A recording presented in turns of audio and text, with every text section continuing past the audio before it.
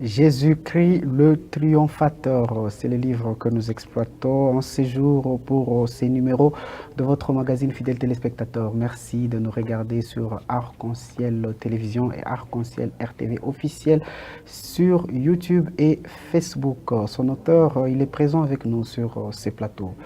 Emmanuel Muyombo Marisawa, bonjour et bienvenue à cette émission. Bonjour mon frère Marcus, merci beaucoup. Merci beaucoup, écrivain, auteur et compositeur, maître des cérémonies, mais aussi en communication des organisations, je le rappelle, auteur donc de ces poèmes, Jésus-Christ le triomphateur. J'ai directement envie de dire que c'est grâce à Jésus, ou soit à ta foi en Jésus-Christ qui a fait de toi ce que tu es devenu, ou c'est ta force et ta ténacité qui ont finalement payé pour avoir Jésus-Christ le triomphateur. Bon, si on parlait de notre force, c'est comme si on diminuait Jésus-Christ. Rien ne peut peut-être justifier par rapport à nos forces, mais c'est seulement Jésus-Christ. C'est lui-même qui est en train de faire toutes choses à travers l'Esprit Saint qui nous édifie et puis qui est en train de nous mettre des choses afin que nous puissions parler de lui. Donc sans nos forces, c'est seulement Jésus-Christ, lui-même le Maître. C'est Jésus qui fait en sorte qu'il y a ce livre, Jésus-Christ le triomphateur, où c'est ta foi en Jésus qui, c'est Jésus-là, puisque tu as eu la foi en lui, a fait de toi maintenant ce que tu es devenu, finalement, auteur, compositeur, maître des cérémonies. Oui, Jésus-Christ, c'est lui qui est en train de faire toutes choses. Mais par ta foi, bien sûr. Par ma foi, parce que je crois en lui. Quand je crois en lui, automatiquement, c'est lui qui est en train au moins de me souffler des choses que je peux parler. Puisque c'est lui qui me souffle et c'est lui-même Jésus-Christ. Donc, le Saint-Esprit, puisque la Bible dit, c'est poussé par l'Esprit de Dieu, que les hommes ont parlé de la part de Dieu. Alors quand le Saint-Esprit souffle à quelqu'un la voix, là, c'est loin l'effort personnel, c'est la grâce. Moi, je peux dire c'est la grâce. Quand la grâce descend dans la vie d'une personne, là, l'effort n'a pas sa place. Ça signifie que tes efforts, tes forces, n'ont pas fait en sorte que ce livre puisse exister. C'est Jésus-Christ qui l'a soufflé en toi et toi tu n'as fait que transcrire. Comme la Bible alors. Bon, là je peux parler peut-être de deux choses. Quand vous parlez peut-être de la force, moi je peux dire dans les domaines des matériels, de matérialiser les livres. Mais dans les domaines spirituels, ça c'est seulement Jésus-Christ. Parce que Dieu parlait. La Bible dit en réalité dans l'homme c'est l'esprit. Quand l'esprit est en train de nous parler, il communique à notre esprit. Là, il n'y a pas l'effort. Là, nous sommes peut-être dans l'anonymat, on ne comprend pas ce que nous recevons. Mais lorsqu'on veut maintenant rendre la chose comme ça, là, on peut parler de la force. Pourquoi? Parce qu'il faut que je me déplace pour aller vers un autre lieu afin de faire imprimer ce livre ici. Mais en termes des idées, là, il n'y a pas la force, il y a seulement la grâce. Nous comptons seulement sur la grâce parce que Dieu nous a sélectionnés. Il nous a fait du bien à ce que nous puissions aujourd'hui commencer à parler de lui. Donc, rien à voir avec nos forces personnelles, mais c'est seulement la grâce. Alors, Jésus-Christ le triomphateur, c'est de la poésie. Donc, il y a plusieurs poèmes qui font partie, en fait, de ces livres, hein, notamment... il y a ma raison d'être, il y a notamment Parole créatrice, Jésus-Christ le triomphateur, comme intitulé même déjà du livre, Jésus-Christ ma guérison, contre vents et marées, Dieu grand, oui, ma guérison. En quoi converge l'idée maîtresse de tous ces poèmes? En tout cas, l'idée maîtresse, moi je veux dire que, parce que quand vous regardez bien les titres qui priment là-bas, c'est Jésus-Christ le triomphateur. Oui. Vous allez voir que c'est lui qui a triomphé. Il a triomphé sur la maladie. C'est par là que je parlais de Jésus-Christ ma guérison, parce qu'il m'a guéri de tout ce que je pouvais avoir. Quand je parlais de ma raison d'être, c'est pour élever le nom de Jésus-Christ, parce que Jésus-Christ c'est le triomphateur. Quand je parlais là-bas des contre-vents et marées, c'est-à-dire malgré les multiples obstacles que je peux rencontrer dans le chemin, je vais toujours élever la grandeur de celui qui vit à jamais. C'est Jésus-Christ, le triomphateur. Quand je parle des paroles créatrices, la Bible dit au commencement était la parole. Et la parole était avec Dieu et la parole c'est Dieu. Le Dieu là, c'est Jésus-Christ, le triomphateur. Donc vous allez voir que quand je parlais des triomphateurs, les triomphateurs couvrent beaucoup de choses. C'est l'idée maîtresse même. C'est ce qui intitule même ces recueils de poèmes. Mais Jésus-Christ le triomphateur n'est pas le poème qui vient en premier, malheureusement, si c'est en ça que converge l'idée maîtresse de tous les poèmes qui regorgent cette poésie. Ok. Bon, nous avons mis, je crois, c'est en troisième position. Hein. Oui, ça c'est juste question de disposition, comment on pouvait disposer. Mais ce que nous devons comprendre, que quand on écrit Jésus-Christ, de toutes les façons, on n'a pas voulu directement commencer à parler du triomphateur. On a voulu d'abord commencer, par exemple, de parler de ma raison d'être. Et lorsque vous allez arriver à la place de triomphateur, vous allez déjà comprendre que, c'est déjà le titre qui prime sur l'affiche. Donc, on n'a pas bien disposé peut-être par rapport à votre observation, mais certes, notre manière de faire les choses, comme nous avons vu, et nous avons mis comme ça dans les livres, c'est ce qui nous est venu un peu en tête. On dit non, on peut placer ma raison d'être Jésus-Christ le triomphateur, parole créatrice en premier. Oui. Mais vous personnalisez Jésus à votre égard. Pourquoi, à travers l'intitulé de tous les poèmes qui regorgent ces livres, ma raison d'être, parole créatrice, Jésus-Christ ma guérison. On dirait que c'est un livre qui trace votre biographie, votre parcours à vous, et non pas destiné à un autre public. Bon, quand vous parlez de ça, parce que ce que je peux dire que d'abord j'ai personnalisé Jésus-Christ parce que Jésus-Christ est au centre de toutes choses. Quand je parle de moi je représente les humains. Je suis un homme. Je présente les hommes. Quand je peux parler, par exemple, vous allez lire, il y a même des livres, par exemple, quand vous lisez les psaumes, vous allez voir que l'adorateur David est en train de parler « Oh Dieu, crée à moi un cœur pur ». Mais moi, aujourd'hui, quand je vais interprétation et je vais faire l'interprétation de ces écritures-là, je ne peux pas penser à David, mais je vais m'approprier cela. Pourquoi? Parce que David a parlé de lui, mais pour que les autres commencent à se référer à David. C'est pourquoi quelqu'un qui lit ma raison d'être ne peut pas commencer à lire et dire que c'est Emmanuel qui parle. Il va commencer à dire que, par exemple, c'est Monsieur X qui est en train de parler que je suis là pour élever ton nom. On peut aussi s'approprier la raison d'être que vous avez mentionnée pour faire objet peut-être de notre adoration, de notre exaltation. Bien sûr. Parfait, c'est une très bonne intervention. Vous parlez de ma raison d'être. Oui. Et dans ma raison d'être, vous dites que reçois les acclamations de mon âme. Toi, les dieux, qui n'est pas injuste pour répandre ta lumière sur ceux qui sont semblables ou ceux qui suivent tes voies, mais ta lumière, lui, soit pour toute chair. C'est pratiquement de l'adoration, ma raison d'être. Vous allez comprendre que notre Dieu n'est pas égoïste. Notre Dieu, il est le créateur. C'est lui qui crée. Il prend même la responsabilité de ses créatures. Toute personne qui vit sur la terre, c'est une créature de Dieu, sans exception aucune. C'est pourquoi sa lumière doit toujours éclairer tout le monde. Le Seigneur n'a pas d'exception en termes de l'éclaircissement de sa lumière. Et le bon et le méchant, le Seigneur éclaire sa lumière à travers sa lumière, par exemple. Il fait aussi pleuvoir sur tout. Oui, sur toute personne. Parce que Dieu n'est pas égoïste. Dieu, c'est le créateur, comme je l'ai dit. Comme il a créé, c'est lui qui doit prendre la responsabilité de toute créature. Que ce soit un méchant, le Seigneur, il éclaire de sa lumière.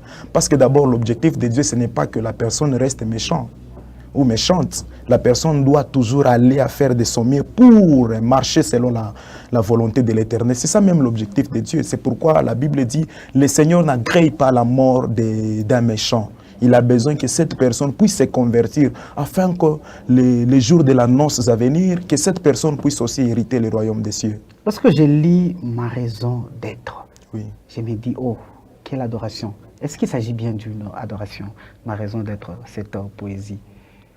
En tout cas, c'est de l'adoration. Vous allez voir quelque part, si je peux aussi bien le signaler, vers la fin, je dis, tu es la barque qui me porte et m'amène dans la nouvelle Jérusalem pour célébrer la gloire de mon Père céleste. Cette barque, je suis en train de faire allusion à Jésus-Christ. La Bible dit, nul ne passe au Père sans passer par Jésus-Christ. Jésus-Christ est le véritable canal sur lequel nous devons monter afin d'atteindre la grandeur ou la divinité de Dieu. Alors, quand j'adore Jésus-Christ, je le considère comme étant la barque. Là, je lui dis que lui peut porter tout le monde.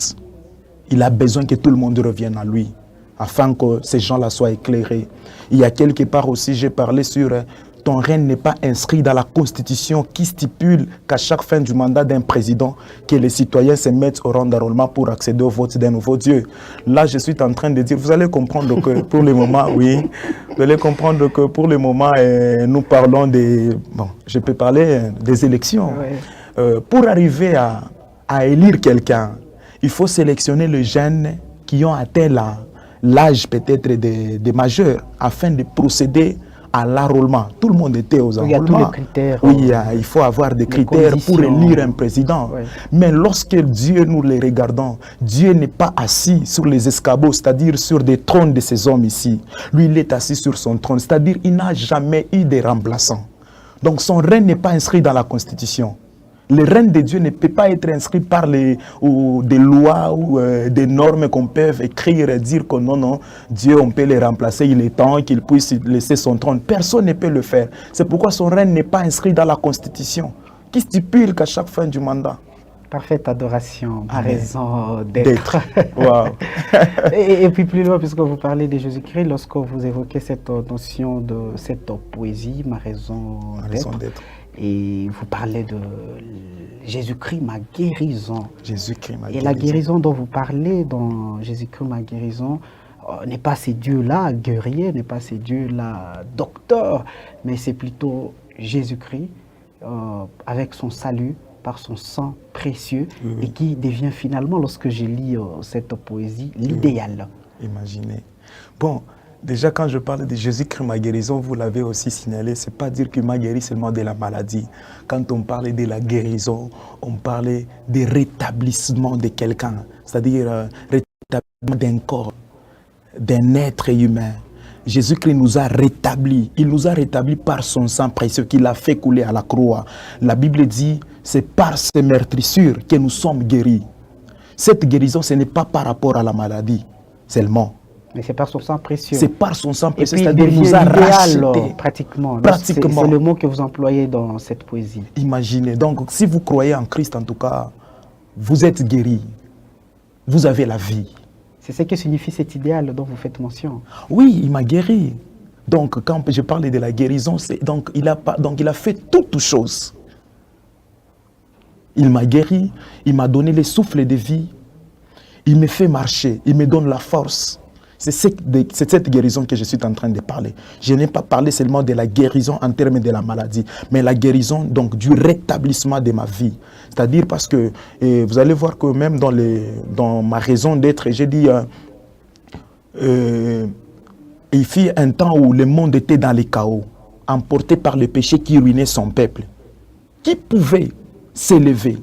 Personne n'a dit oui pour aller racheter le peuple. Uniquement le sang de Christ qui a coulé à la croix. Donc ce sang a fait ce que le sang a effacé le péché. Quand le sang efface le péché, c'est la guérison déjà de l'âme. C'est la guérison du corps, de l'âme, de l'esprit. Donc j'ai fait allusion, donc je parle de la guérison, pas seulement par rapport à la maladie, mais le rétablissement d'un corps. Le rendre, donc lui donner la vie. Puisque nous étions des pécheurs, donc nous étions morts. Mais par son sang, il nous a relevés, il nous a donné la vie. Parfait. Parfait, et puisque nous parlons de Jésus-Christ, le triomphateur, le poème phare même du livre, vous dites qu'il est libérateur, qu'il est protecteur, qu'il est restaurateur, qu'il est, il est libérateur, il est protecteur, il est restaurateur, il est rédempteur. Tels sont les adjectifs lorsque vous parlez de Jésus-Christ, le triomphateur. Wow. Quand je parle par exemple de mon rédempteur, c'est celui qui se réveille en dernière position, après que les autres puissent parler. Job l'a dit aussi, je sais une chose, que mon rédempteur s'élèvera le dernier. Quand Job a parlé de ça, parce que Job savait que, en tout cas, personne ne pouvait venir maintenant en ce moment ici. En tout cas, c'est la partie la plus phare dans cette poésie. Jésus nous restaure. Jésus est le libérateur, il nous a libérés. Il nous a tirés du Sheol comme un tison dans le feu. Vous allez voir que, en tout cas, il y a des gens qui disent ça en Swahili, ça me plaît en tout cas quand on est en train d'attiser le feu ou le feu est en train d'être, donc le feu prend quand même, le feu est attisé à une grande dimension. Vous allez comprendre que Jésus, nous étions tombés dans ce feu-là. Mais par sa puissance, nous n'étions pas consumés totalement. Mais il est venu, il nous a retirés. Quand il nous a retirés de ce fait-là, directement, il nous a restaurés. Donc, il nous a rendu la vie. Il est notre rédempteur parce qu'il s'est réveillé la dernière personne. Parce que les autres ne pouvaient pas faire cet acte-là. Vous allez voir même dans la Bible, lorsque Meshach, Shadrach, Abednego, ils étaient jetés dans les tanks de feu. Qu'est-ce qu'il y a eu? Il y a eu la présence de la quatrième personne. Cette quatrième personne, c'est Jésus-Christ qui est venu les restaurer, donc qui est venu les retirer là-bas à cause de sa puissance, parce qu'il est le rédempteur. Ainsi, par là, dans ces poèmes de Jésus-Christ, les triomphateurs, vous parlez des rédempteurs, libérateurs, protecteurs et restaurateurs. Il nous protège. La Bible dit, l'Éternel est mon berger. Ça, c'est David qui parlait. Mais moi aussi, aujourd'hui, je peux dire, Éternel est mon berger. Il me protège. Je ne manquerai de rien. Donc, quand il me protège, il est mon berger. Il sait ce que je peux faire. Il sait quand est-ce que je vais me réveiller, quand est-ce que je vais me coucher. Des fois, nous montons sur le lit, mais nous ne savons pas quand est-ce que nous sommes dormis. Mais c'est Jésus lui-même qui peut donner ce coup d'envoi là, aller dormir. Et le matin, comme ça, c'est réveillé. On peut dire que non, tu peux même mettre le réveil. Mais tu te réveilles après avoir que le réveil puisse retentir. Mais c'est Jésus-Christ qui a autorisé à ce que tu te réveilles. Il est mon protecteur. Sinon, et mon restaurateur. Aussi en silence. Imaginez. Parfait.